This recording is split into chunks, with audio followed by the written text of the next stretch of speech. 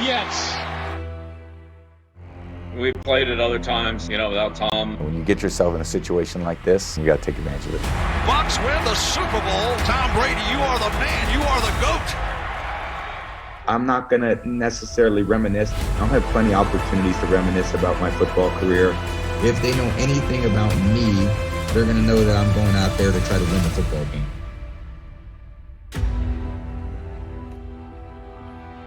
Good day. What's going on, everybody? Welcome into First Take. It is Friday Eve. Dan Orlovsky gracing your screen. Stephen A. Smith. I'm Molly Karam Rose.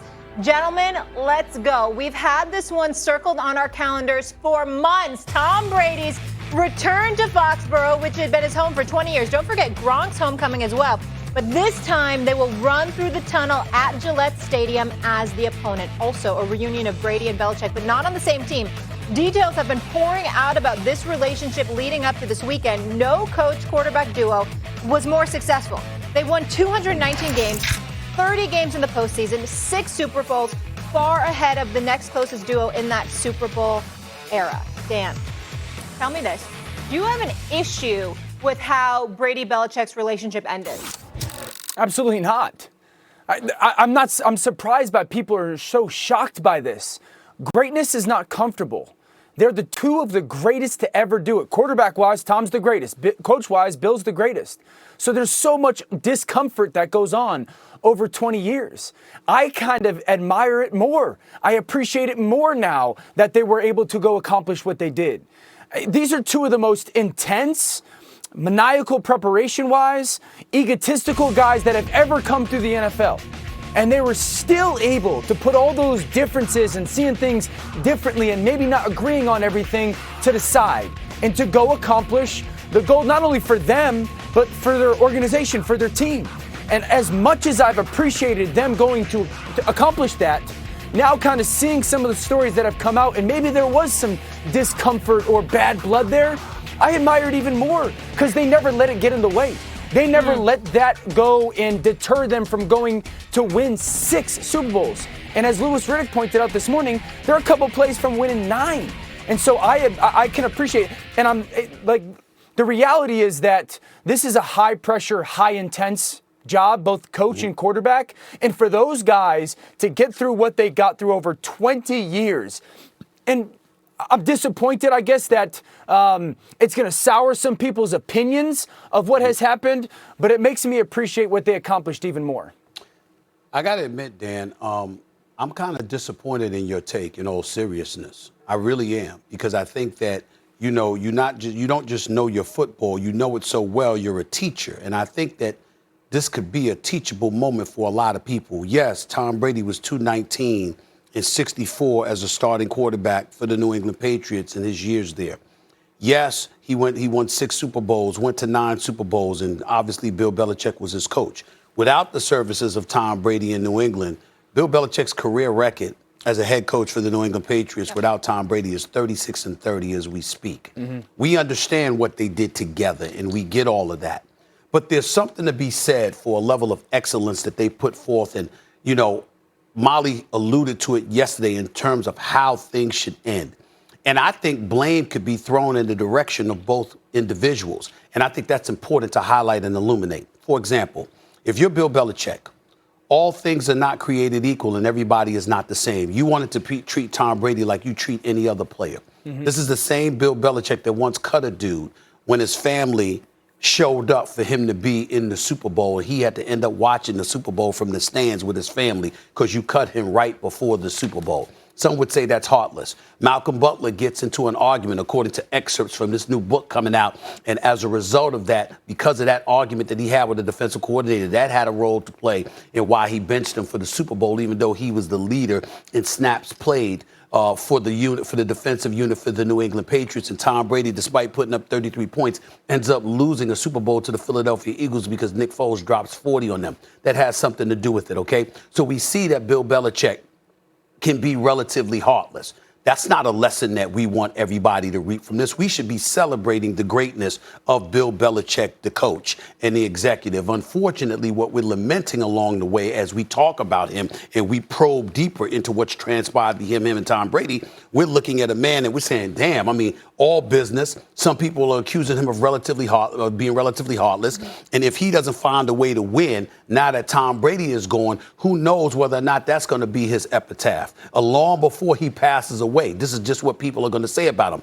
On the part of Tom Brady, here's what we have to look at. We so religiously, Dan, focus on his greatness as a player as we should, because he is the GOAT. And we focus on what he has done and how the teammates want to come play with him or whatever. Did we ever take a time to be a bit introspective and think about what some of the resentment may exist involving Tom Brady? You have players, remember, he took pay cuts. He did a whole bunch of stuff. He restructured his salary. Wait, resentment on his end? Resentment towards Tom Brady for this. Because he did so much for the organization, they were able to use him as the standard to play hardball with numerous players that some would say they should have treated better.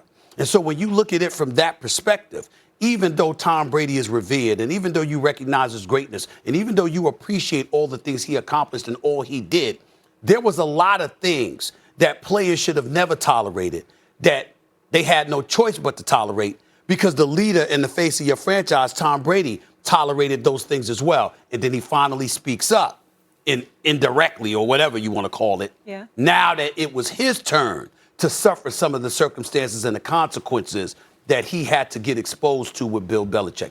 How come we don't think about that? Well, here's my thing. When you say it's a great learning lesson, I agree. I think it's a great learning lesson for everybody to realize that we're not always going to get along and see everything the same way. Totally. But if we can kind of understand that there's significantly greater goals for us to go accomplish, you can, once you move the ego versus the ego problem. So I agree, it's a great learning lesson. And Stephen A., we can't like hold Bill Belichick to the fire when it says, well, he was real cutthroat or heartless, because he placed winning at the very top level. And no matter what and no matter who, he was going to keep winning the most important thing. And we can't kind of like say now, well, that was a little kind of harsh, so to speak, but then somewhat praise Tom Brady for it. Tom did the same stuff. Well, that's what I'm saying. That's exactly what I'm saying. And what I'm saying to you, Dan, is this. It's if it were over, like let's say, for example, Tom Brady had retired. Okay, you're absolutely right. The problem is Tom Brady had more time left to succeed. And so we're looking at a guy still in the midst of his career, still at a championship level, ultimately having tired of being treated that way. And that's what makes this so compelling. We could sit back and celebrate both of them if all we have to lean on is that they won together. But when Tom Brady leaves and is still winning, ultimately you're asking yourself, Bill, damn, you had to be that way and push that brother out the door. And then you look at Tom and you say, okay, so now it's intolerable because it's you. But what about the other cats that were pushed out the door, that you facilitated Bill Belichick being able to do that because you were the standard by which players were treated, because he treated you that way so he could get away with treating anybody that way. I know we have to move on soon, but Dan, we left off the major detail that we were discussing yesterday in terms of how this ended, and that Brady wanted a meeting and that Belichick talked to him on the phone, and how there was a little bit of disrespect there. And then at the end of the day, that Brady wanted to stay in New England. He was the one that and Belichick was the one that wanted him out. Well, I think that from my knowledge, Coach Belichick addressed it and said that that's not true. That, that the reality of him not meeting and only going phone call did not happen. It's he say, she say type of thing. So yes. I have no idea. If that is the case, then I would be incredibly disappointed, obviously, in the situation. It should have ended better if that is the case. We've known that Bill Belichick has wanted to move on from Tom Brady for a couple years, right? Drafting Jimmy Garoppolo, then having to trade him away. So I'm not shocked by it. But Bill Belichick, here's my thing with it, Molly and Stephen A. Would the Patriots have won those six Super Bowls if Bill maybe was a little bit nicer or handled Tom a little bit more differently than other people? I don't know. Because everyone got to watch the coach treat the most important person in the organization the same way.